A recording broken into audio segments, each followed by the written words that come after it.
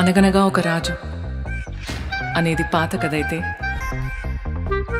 అనగనగా ఒక బూత్కట్ బాలరాజు అనేది కొత్త కథ, నా కథ. బూత్కట్ బాలరాజు అంటే బూట్లు తుడుతాడా? అబ్బా గిట్లా మాట్లాడితే బూడితో తంతర్రా బ్లడీ ఫూల్. మనిషివేనారా? మనిషి పుట్టక పుడితే మానవ సిగ్గు ఉండాలి. మంచి మంచి వాళ్ళు అంతా పోతుండ్రు, మీరు పోతలేరేంద్రా? అవ్వత్త నువ్వెందుకు పోలే? అంటే నువ్వు మంచిదాన్ని కాదా?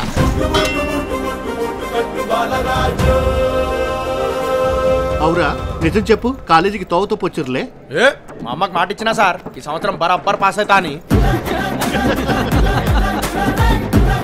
కొంతమంది ఉంటారు తిననీకనే పుడతారు. నువ్వు కాబట్టి బతుకున్నావు, అదే వేరేవాడైతే ఎప్పుడో మందు దాగి చచ్చిపోతుండే. ఫీల్ అవుకో, ఈ ఊర్లోని బ్రాండ్ అలాంటిది.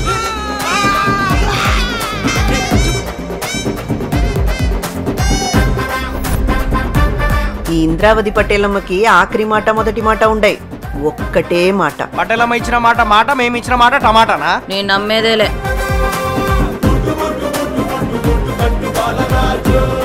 అమ్మాయిలు నువ్వు అనుకున్నంత మంచోళ్ళు కాదురా. నా పానం పోతుందంటే ఆగాకు తానం చేసి రెడీ అవుతా అనే టైపు రా. అంతే అంతే అంతే. విజయం వచ్చే ముంగట ఆగివని మామూలేరా. నా ఉసురుతాయి నాశనం అయిపోతారా. మీ మీద మన్నువాడా మీ మొలసారుగా